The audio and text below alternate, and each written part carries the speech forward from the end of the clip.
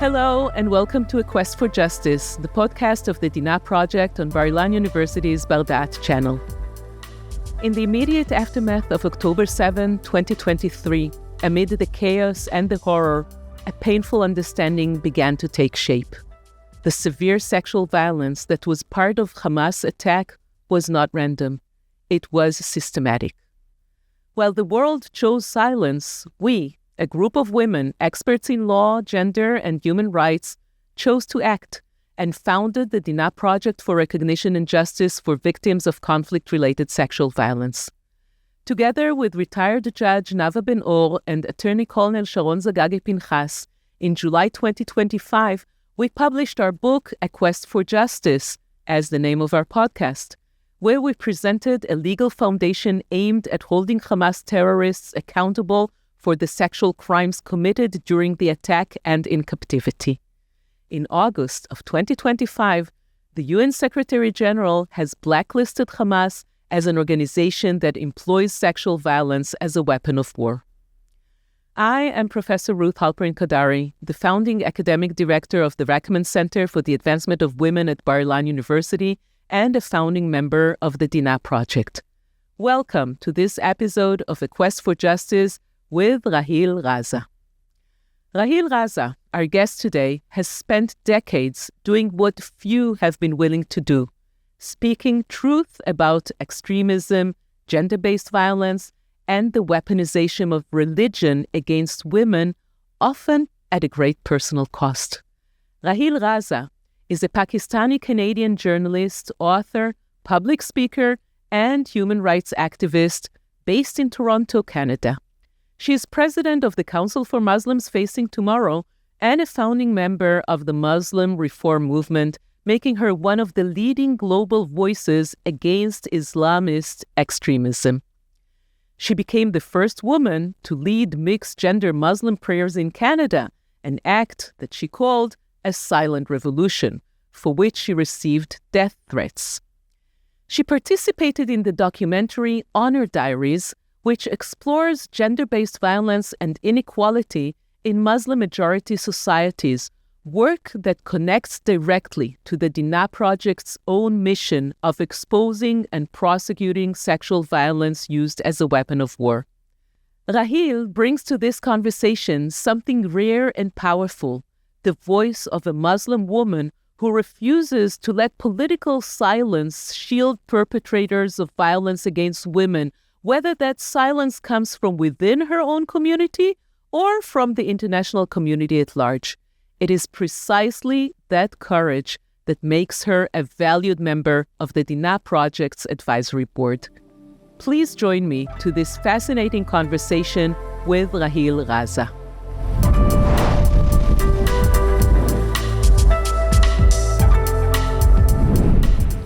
Hi, Waraהיל. Shalom. Shalom. I'm so pleased for the opportunity to talk to you and to have this conversation. I really, really appreciate that you came all the way here, and we'll have a chance to discuss our joint work. You, as a member of the advisory board of the דינה Project, having founded and serving as a president of the Muslim Council for and Against Anti-Semitism, it really gives me great pleasure to host you at our podcast of the דינה Project. And for a beginning, I just wanted to go back in time, and this may have already become kind of a cliche to ask people, where have you been? But I do want to ask you, where have you been on October 7, 2023? And what does this day resemble for you now? How do you see it in retrospect? Ruth, first of all, thank you so much for having me. It's such an honor. דינה Project is very close to my heart because above everything else, I am a mother and a grandmother, and women's rights are my passion.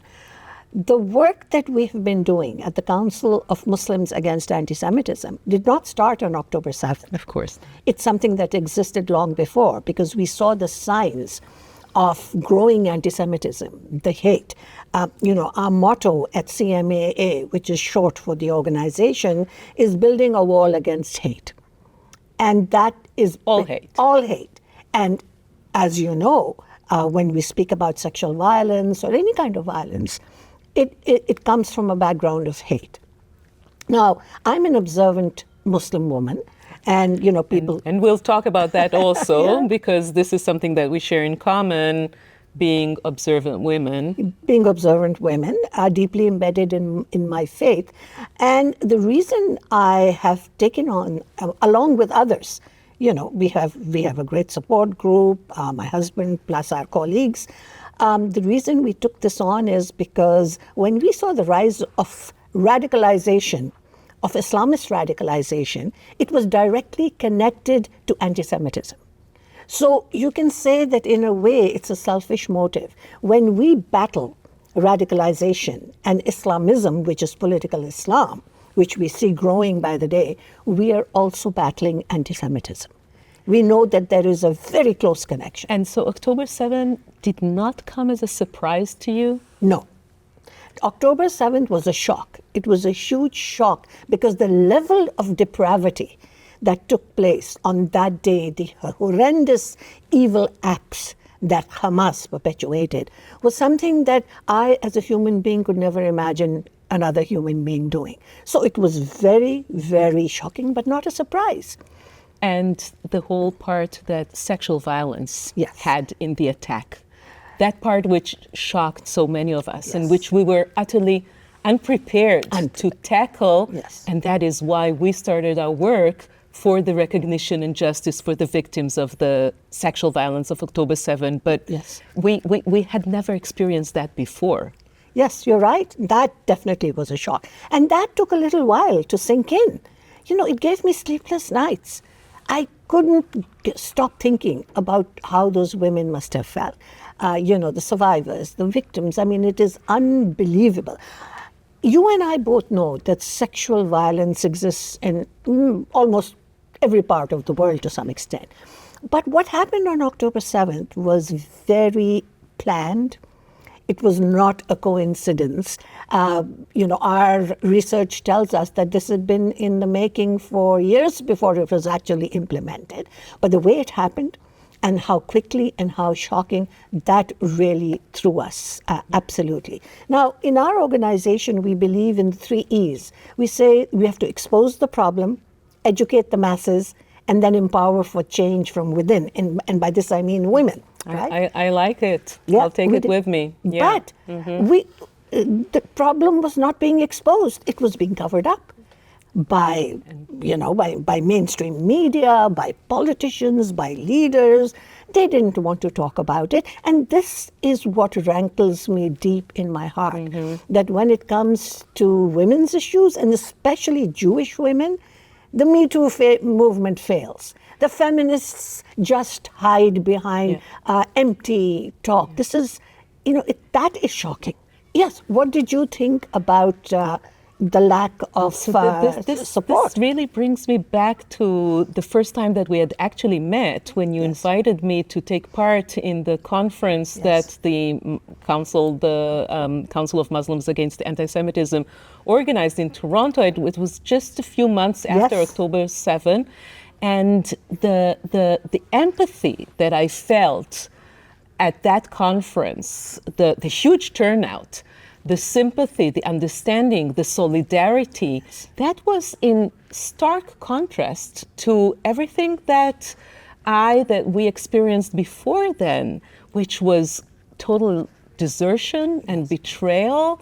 I remember just on October 8, when I started reaching out to my former colleagues on the international human rights arena, to former colleagues on the CEDAW committee, which I'd been part of, and there was no response.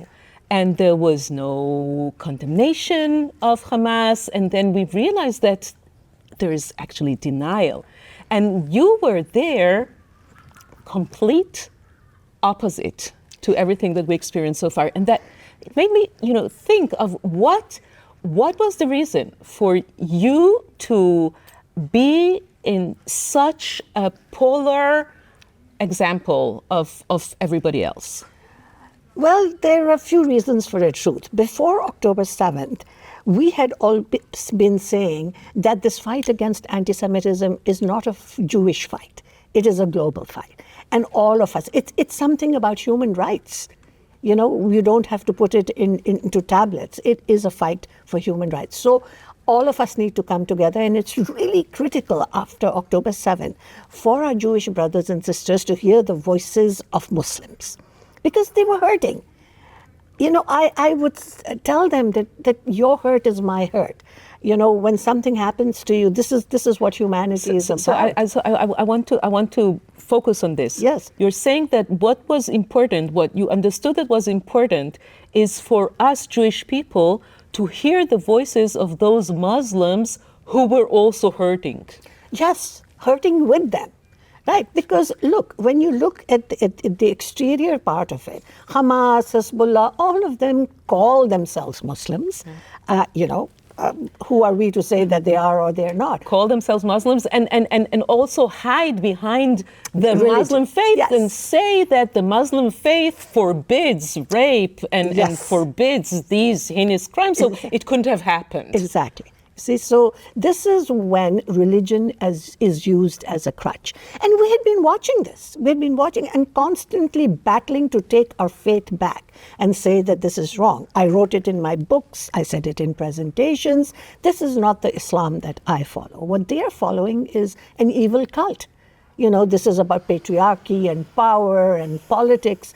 So when this happened, we were mulling over what can we do, because none of us were comfortable. And then on March 3rd, we decided, let me backtrack a second. I also noticed that Muslim women among the groups that I work with were speaking out. And that was wonderful. They were speaking out from a feminist perspective. They were speaking out woman to woman and saying, no, this is not acceptable. They were practicing Muslim women. So we thought the best thing would be to bring together a panel of Muslims and let them speak with compassion and sincerity, so that our Jewish brothers and sisters can understand that somebody else is feeling their pain. You know, there were about 400 people at that event. Yes, and, I remember and there were diverse groups of people there. And people cried and they wept, and it was cathartic. And we did not tell anyone what they had to say. It all came from the heart. And from the heart came this voice saying that we are with you. We understand what happened was wrong. That acknowledgement that what happened was evil and wrong, how difficult is it to articulate that? But meantime, the wheels were turning with social media, funded in billions of dollars by Iran and their proxies. They had already put it into motion. Right. And people were getting impacted by that. No, it didn't happen. And you yourself had also been impacted by that, right? I mean, you paid a price, and you still are paying a price for identifying with us, for doing this work also on the Dina Project Advisory Board. Yes. It doesn't go just like that. It doesn't go under the radar. You know, I'll be very honest with you, Ruth. I met you at that event and we connected, and you asked me to work with you on the Dina Project. And at that time I said yes, because I liked the general outline, but it was too soon. And then I started absorbing the impact of the Dina Project. And being from Pakistan, and seeing what is happening there and in Afghanistan and in Iran. What is happening now? What is happening as now? we speak now? What is happening now as we speak? There is no one taking up their cause. There are girls as young as 9 and 11, Hindu girls, minority in parts of Pakistan, who are forced into marriage, they're raped, and there is no accountability. What has happened is that these things are codified and they are sanctioned by absolutely meaningless religious laws. Once you give an act a religious facet, nobody wants to touch it. So there's no action. There is absolutely no news about this. I get it because I'm involved and I follow it. In Afghanistan, they have codified it in the law that women can't work or go to school. You know, and how can you still see yourself as an observant when you face all these atrocities in the name of religion? And I want to mention another thing that relates to the past. You know, for me, your name was known to me, and it will always be remembered as a beacon of religious feminism, as the first one who has led the mixed prayers in a mosque in Toronto on Friday evening, right? You were the first Muslim woman to do that. And now you speak so strongly with this criticism. How do you reconcile this? Well, the criticism is welcome. I know it's ironic to say that. It means that they're listening to what I'm saying. So as recently as a few months ago, I was targeted by the Iranian Revolutionary Guard Corporation, the IRGC, who are the evil head of the snake, so to speak, for the regime. Iran targeted you? Yes. Iran targeted me because I was speaking out in support of Iranian women. You know, the whole revolution in Iran is for various reasons, but the women's rights issue in Iran is up front and center. And rape Women, freedom, life. Women, life, freedom, and the rape comes in. I don't know if you're aware that Iranian women, if they are jailed, if they're arrested and jailed, they're forcibly raped in jail because the jailers tell them that they will go to heaven. So these women would rather die than be arrested. The thought is unthinkable. Any one of us who is a woman, who has daughters, or just a human being, how can we sleep at night thinking that this is what is happening to our sisters without drawing any borders? It doesn't matter if you were Jewish or Christian or Hindu or Sikh. You know, if I call myself a real women's rights activist, which I do, it has to be across the board for everyone. I can't hide behind the fact that in my land of birth, there are these problems, or it's happening in Muslim majority countries, forced and underage marriage and honor killings and rape, of course, being used as a weapon of war.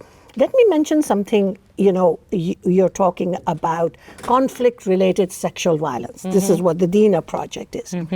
But there is rape that happens without the conflict. Right. In these countries like Iran and Afghanistan and in areas of Pakistan, where they justify it through totally warped religious laws, they codify it and they sanction it. So how do we deal with that? So what do you say? How do we deal with it? We have to keep speaking out.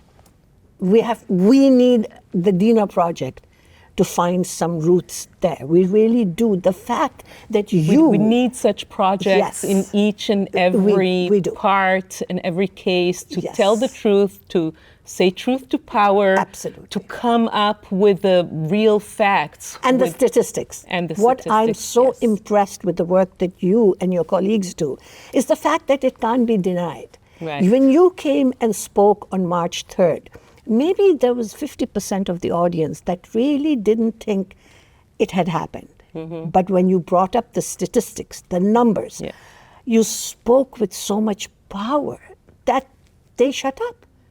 We definitely need the facts. Because we were speaking from our hearts. We were speaking as women. We were speaking through passion. And we did not have those statistics that you brought in. So you really gave it a different perspective. Knowledge is power. Facts are power. Yes. Research, which is evidence-based, is the key to demand and to gain the recognition and to convince. So what you're actually saying is that this model should be adopted to each and every area, every case where we see such atrocities happening and such violations happening. Absolutely. Because once the first part of the E is that you can expose it.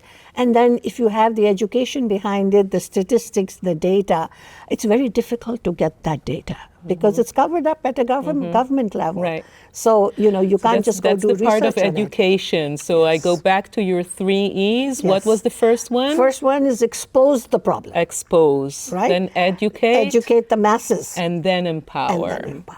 So for us as Muslim women, we are working to empower from within. We work with our homelands, our native countries, with the language, and we have become the voice of the voiceless. The young girl in Pakistan has nowhere to go. She has no one to hear her story. We want to tell her stories. So we work with different groups. We are not standalone. Anyone who's working on the same project with us. And of course, the major battle for us is to fight Islamism, the radicalization, because that is growing at a level, if you look at the parallel with the rise in anti-Semitism.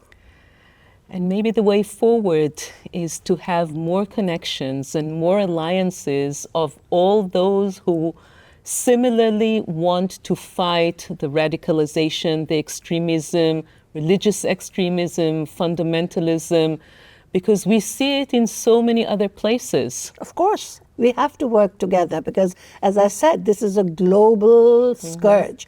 And the foundation of where it's coming from is hate.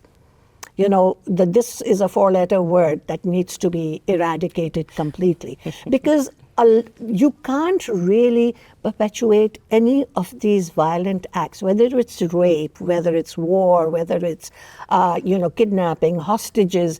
You can't do it unless you hate the other entity. So that hate has to be eliminated. Hate to a degree of complete dehumanization. Totally. If you don't see the other as a human being, then you can just afford to do anything. Yes. And so let's go back to October 7th. The playbook of what they actually did is what the regime in Iran has perpetuated, what the IRGC, ISIS, Hezbollah, Hamas, they're all part of the same game. And so it's not surprising that from a young age, if you're taught to hate the other, that these young men will grow up with that passion for violence. Especially against women. You see in many Muslim majority countries where patriarchy is rampant and where education doesn't exist, the level of violence and power in the hands of these men is frightening. And they have been let loose. There's no one to bring them back. So while I, as a single woman, can't fight the patriarchy on my own, what we can do is empower the women. Yes. So we have schools, by we I mean people that I work with, where in the villages they won't let the girls come out and get educated. We take the education. You do that from the diaspora. Yes, because this is the only freedom we have to be able to do it. So I work with these wonderful women who will take education into the villages and into the rural areas because the girls are not allowed to come out. So there are ways we can fix this. But first of all, we have to acknowledge that there is a problem. Yes. And that acknowledgement is not easy to come by. Our leaders, our politicians are only interested in votes. And so to sit them down and say that, this is a problem that needs to be handled, it's better that we do it ourselves. And the lack of acknowledgement is actually related to what we witnessed as the denialism and as the complete silence and apathy and fake and misinformation and disinformation. It's all related. It's all related. And then, you have one of the women who came to that March 3rd event that you had attended. I don't know if you remember Asra Numani. She talks about the red-green axis. You see, the fact that the extreme left and the extreme right are in bed with the Islamists, which doesn't help our cause at all. See, now, to speak out against sexual violence should be every human being's mandate, regardless of who they are, regardless of their politics. How does their politics come into it? This is something that is about human rights. And if you can't speak out against, human rights are the bricks that build the society. And more than 50% of those bricks are women. If you're going to keep pushing them down, how are you going to hold up the foundation of that structure? And this is what is happening. Those bricks are falling very fast. And they don't have the wherewithal or the passion to hold it up, to strengthen these women so that they can do more and more and more work. So where do you see the way forward in light of the devastation that we're witnessing? We're now speaking when yet another wave of horrific war is ongoing in our region. And the motivation of hate that you have been fighting throughout your life is only growing, and it is only spreading. So how do you see the way forward there? I'm an eternal optimist. I always see the glass half full. I don't think I could do this work or sleep at night if I thought that there wouldn't be a change. And I've seen it may be one person at a time. People often ask me, so how many people have you convinced? I said, you know what? If I can convince one person, that's good enough.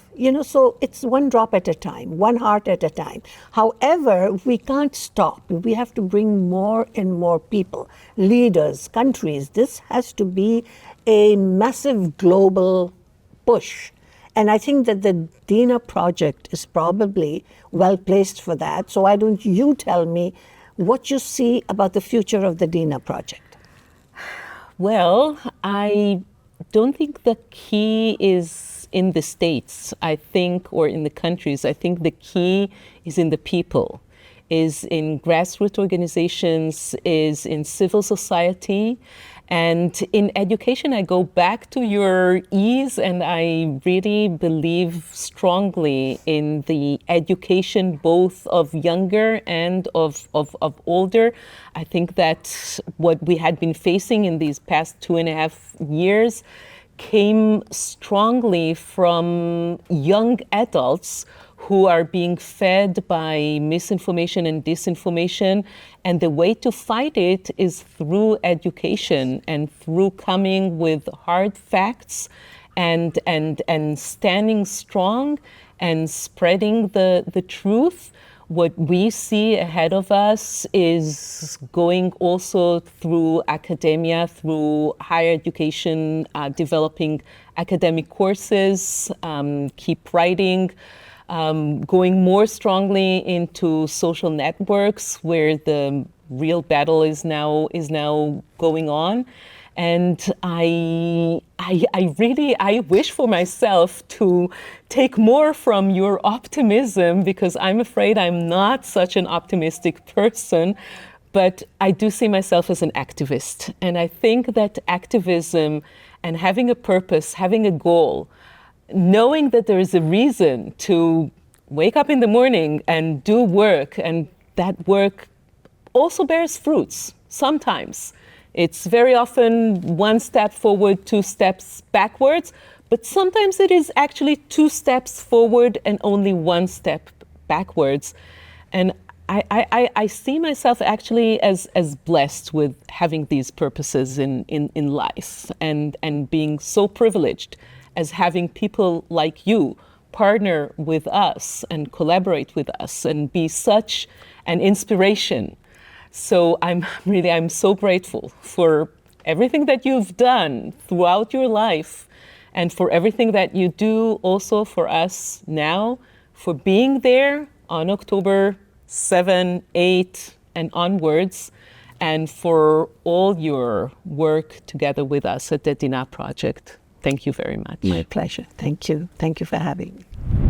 So we've been waiting for this opportunity to be together and to hand you our book, the report that documented everything, that delineated the framework for recognition and justice, and with much, much appreciation for Thank you so much. Everything that you are for us. Thank you. This means so much to me. The best compliment I got today was the ambassador came to me and said, I appreciated you speaking from the heart. Because This is a work of the heart, and it involves all of us. And so thank you. Thank you for this opportunity. And as I said, this is not the end, it's the beginning. Absolutely. Thank you so much for everything you're doing. Pleasure. Thank you. You've been listening to A Quest for Justice, the podcast of the Dina Project on Bar-Ilan University's Bar-Dat channel. Our guest today was Raza. I am Hallprin-Kdari. Nurit Jacobs-Yinon is the editor of the podcast and the creative director of the Dina Project. Additional episodes are available in English and in Hebrew with English subtitles. We invite you to visit our website where you can read more about our broader work and activities. Our thanks go to the director of the Dina Project, Attorney Colonel Sharon Zagagi-Pinchas, to our colleagues, retired Judge Nava Ben-Or and Leah Gupinger-Levy, to the Rachman Center at Bar-Ilan University and its CEO, Shelley Blatt-Zak, and to everyone who helped bring these voices to you. Thank you for being with us.